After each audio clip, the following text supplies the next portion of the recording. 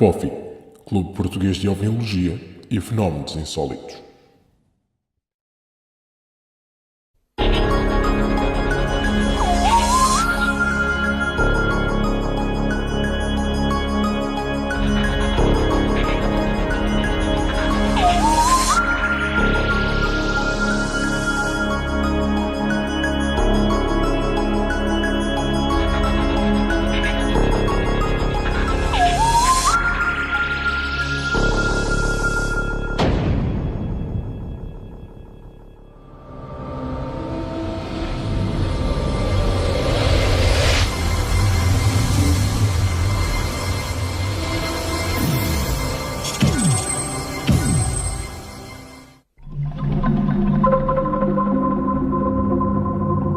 Évora, 2 de novembro de 1959.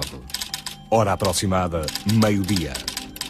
Dois objetos estranhos são observados a sobrevoar a cidade.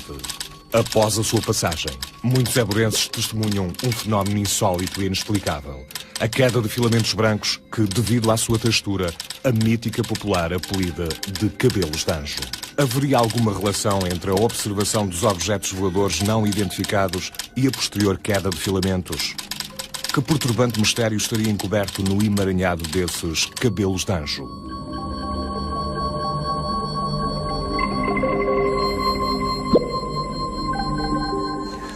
O caso de Évora, nos finais da década de 50, protagonizou um dos casos mais intrigantes e, quiçá, mais bizarros no âmbito da fenomenologia aérea não identificada em Portugal.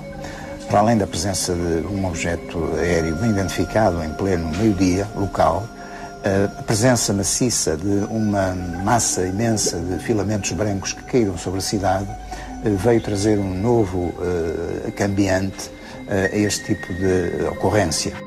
Sobre esta ocorrência, o professor Joaquim Guedes do Amaral, à data diretor da Escola Industrial e Comercial de Évora, que presenciou todos estes fenómenos insólitos, escreveu um relatório que ficou oculto durante quase 20 anos. Que segredo inquietante guardaria esse relatório? Para percebermos melhor todos os acontecimentos que levaram à sua elaboração, vamos recuar no tempo, até ao dia 2 de novembro de 1959. Aquele dia estava magnífico. No céu não havia uma única nuvem e a visibilidade era excelente.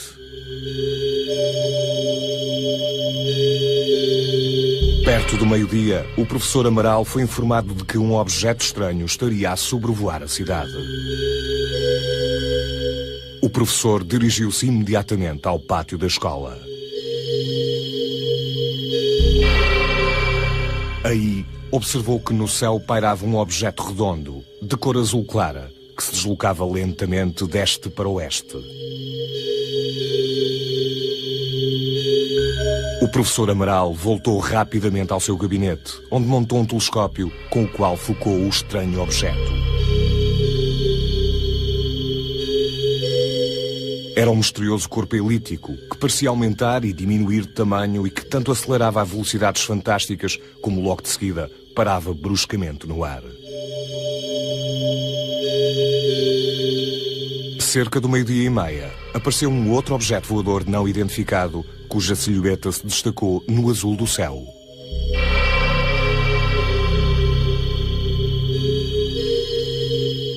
O novo objeto parecia ter um tamanho colossal e dava a estranha sensação de possuir um movimento ondulatório, semelhante ao de certas espécies marinhas que habitam nas grandes profundezas oceânicas.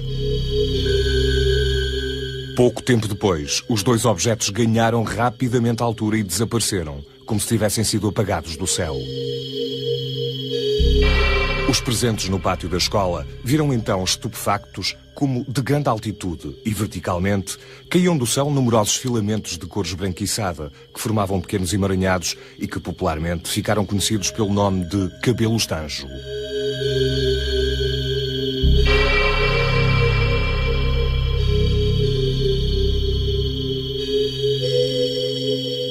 Mas a queda destes estranhos filamentos não ocorreu só em Évora. Horas antes, o mesmo fenómeno teria sido observado a mais de uma centena de quilómetros, sobre a base aérea militar de Sintra, onde o piloto Conceição e Silva, que mais tarde viria a ser chefe do Estado-Maior da Força Aérea, se preparava para efetuar um habitual voo de treino. No dia 2 de novembro de 1959, estava eu com os meus camaradas pilotos na base de Sintra. Na placa estava um dia de sol maravilhoso, frio, muito frio, às 8 da manhã. Estávamos à espera de ir fazer os nossos voos. E a certa altura começam a cair uns filamentos do céu que pareciam teias de aranha. A gente achou aquilo muito esquisito, não há aranhas no céu, pelo menos que eu saiba, não é? E esses filamentos caíam-nos nas mãos e com o calor das mãos começavam-se a derreter, desapareciam. A gente achou aquilo esquisito, comentou e tal, o que será isto, o que não será e tal, mas entretanto fomos fazer os nossos voos e nunca mais nos lembrámos disso. Mas enquanto em Sintra a queda de filamentos só durou alguns minutos, em Évora continuaram a cair durante quase 4 horas, cobrindo os telhados da escola e das casas de toda a cidade. Tal facto permitiu que alunos, professores e demais habitantes da cidade apanhassem aquela substância pegajosa, semelhante a novelos de finas teias de aranha. O professor Amaral também recolheu alguns desses filamentos, com os quais preparou algumas lamelas para os submeter a uma análise mais profunda. E qual não foi o seu espanto quando, ao observá-las ao microscópio, viu algo de incrível, algo que nunca tinha imaginado encontrar e que iria mudar a sua vida para sempre. Envolto naqueles filamentos estava um minúsculo e estranho ser. Tinha pouco mais de 4 milímetros de comprimento e era formado por um núcleo central de onde saíam 10 tentáculos, envolvidos por uma substância gelatinosa, transparente e ligeiramente amarelada.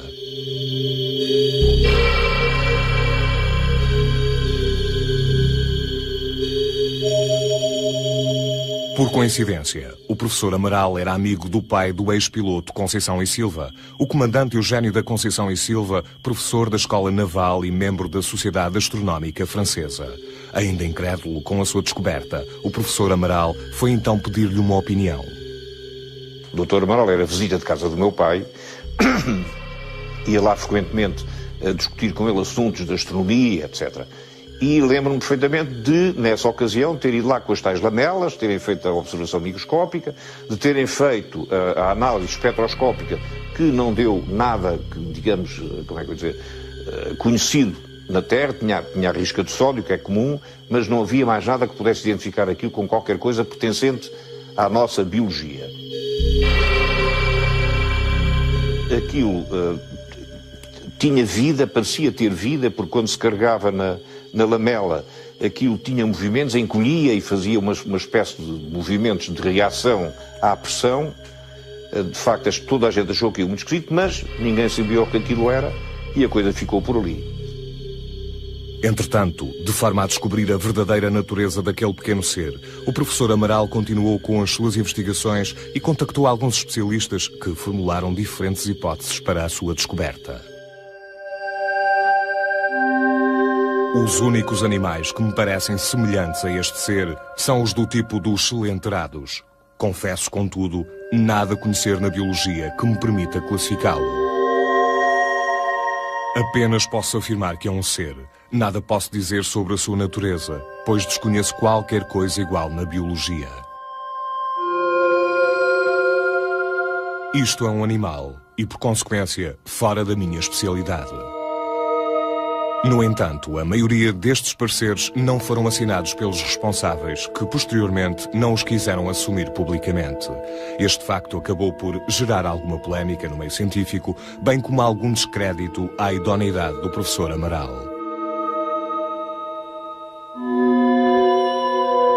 A insólita descoberta acabou por transformar a vida do professor num verdadeiro calvário. O seu interesse científico pelo desconhecido e as suas fortes convicções encontraram assim uma barreira na sociedade conservadora daquela época. Face a tantos dissabores, o professor Amaral decidiu então entregar o pequeno ser à custódia da Faculdade de Ciências de Lisboa, onde pensou que iria ser finalmente descoberta a sua verdadeira natureza. Mas, inesperadamente, em 1978, ocorreu um terrível incêndio nessa mesma faculdade que fez desaparecer aquela preciosa amostra, apagando-se assim qualquer nova possibilidade de análise da apelidada criatura Dévora.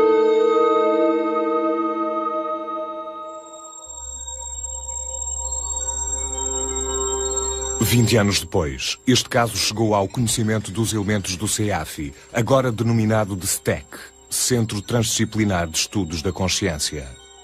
Nós tivemos conhecimento do caso através de um recorte que até tenho aqui comigo, publicado no jornal Dévora, o Diário Ilustrado, em 1960. Um disco voador largou sobre Évora seres microscópicos e desconhecidos.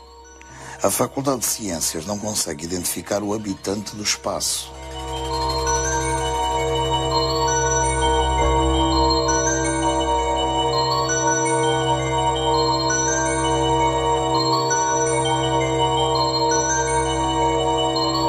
A nossa investigação fez-se 20 anos depois, portanto em 1979. Fomos ao local, à Escola Preparatória Andrade Rezende, que outrora tinha sido a escola técnica mais conhecida por Escola Industrial e Comercial de Évora.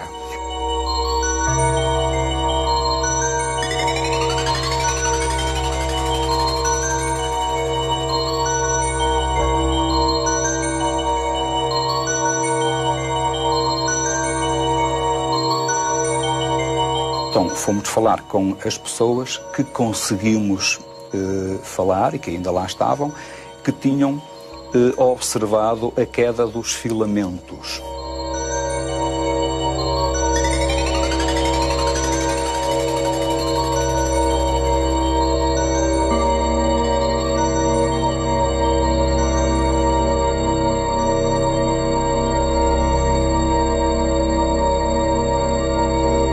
Foram a Évora, entraram em contacto com o autor do relatório, cuja cópia tenho aqui comigo, e de forma muito relutante, porque todo este caso tinha trazido muitos dissabores, ele condescendeu em que se fizessem cópias quer das fotografias, quer do relatório que ele tinha produzido.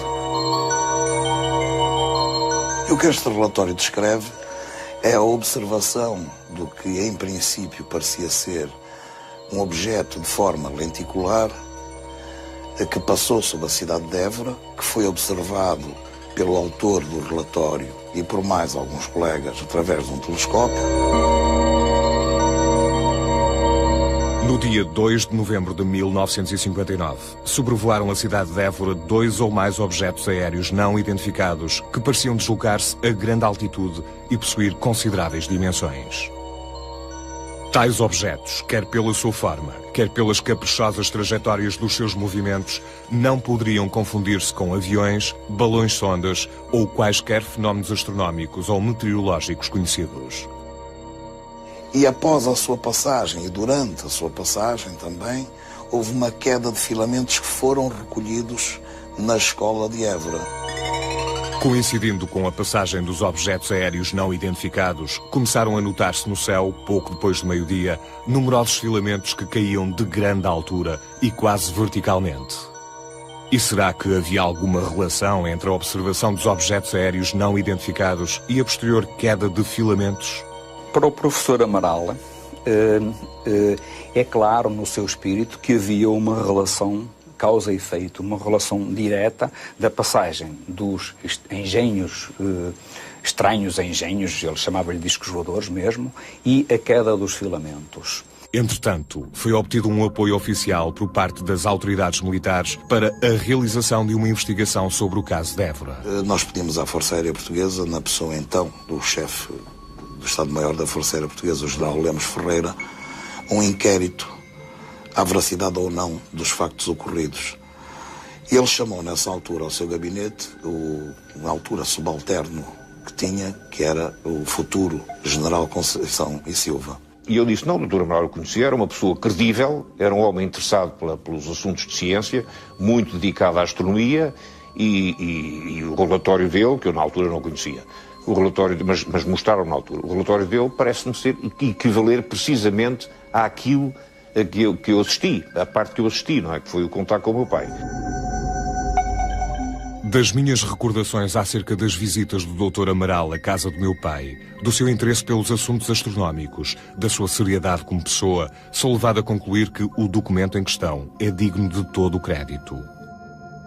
Portanto, ele foi uma testemunha, descreveu, passou a escrito, assinou, consta também das nossas recolhas que fizemos e testemunhou a veracidade deste relatório. E foi averbado pela Força Aérea Portuguesa que, embora não enveredando por áreas científicas que não seriam da sua competência, nada tinha a obstar quanto à credibilidade dos factos e das testemunhas que compunham este relatório.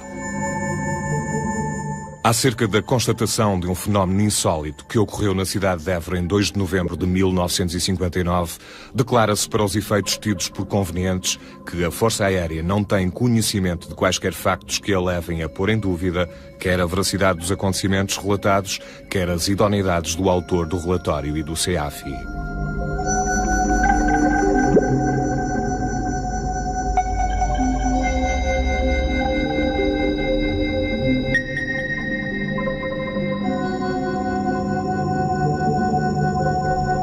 Mas afinal, o que é que realmente seria aquele estranho ser microscópico encontrado entre os filamentos que caíram sobre a cidade de Évora em 1959?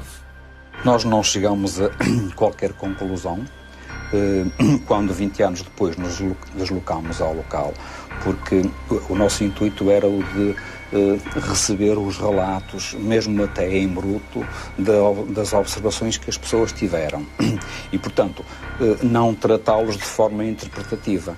Mas mesmo sem conclusões, algumas teorias foram formuladas. Nós chegamos a pôr a hipótese, e tudo isto é o ramo das hipóteses, que poderiam haver colónias que sobreviveriam nas altas camadas da atmosfera, já em transição para o espaço, e que viriam a cair sobre qualquer lugar da Terra por ação da gravidade normalmente. Há objeções a esse tipo de proposta, há a questão do calor e do frio, mas também há contrapartidas que se podem pôr, porque hoje sabemos que há bactérias que vivem a altíssimas pressões nos fundos marinhos, próximo de erupções vulcânicas com temperaturas de água a 300 graus. Descobriu-se há pouco tempo bactérias que transformam diretamente a luz solar em energia. Portanto, é uma hipótese que no maravilhoso mundo da vida não é de descartar na totalidade. Outros autores sustentam que não seria bem da ordem do reino animal, mas sim do reino vegetal. Quer pela sua constituição, por alguns parâmetros que o relatório contém, ou também é uma hipótese viável. Outros descartam essa hipótese porque a reação seria demasiadamente rápida ao suster a lamela para ser uma entidade do ramo vegetal. Poder-se-á contrapor que a drosera, a planta carnívora, também tem uma reação rápida ao fechar a mosca ou outro inseto que caia nas suas garras. E à luz da ciência atual, o que terá a dizer o professor Dr. Carlos Azevedo, a quem o STEC pediu em 1980 um parecer científico sobre este caso? Da análise que fiz às fotografias, eu verifiquei que essa estrutura, ou micro-organismo, como era chamado, ou organismo desconhecido também, como foi citado, era constituído por um corpo com 10 braços, isto é, um corpo decarradial, semelhante a uma estrela do mar.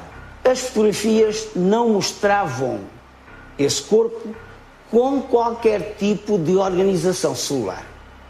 Não vi nenhuma estrutura que pudesse sugerir que se trataria de um organismo unicelular. E hoje, decorridos quase 50 anos, voltando a reler aquilo que escrevi, eu volto a afirmar: poderia ter sido um organismo se eventualmente tivesse sido bem preparado. A verdadeira natureza do estranho ser de Évora nunca foi descoberta. E como o próprio professor Amaral referiu no seu relatório, o problema ficará tão insolúvel como até aí. O mistério permanecerá tão denso e impenetrável como anteriormente.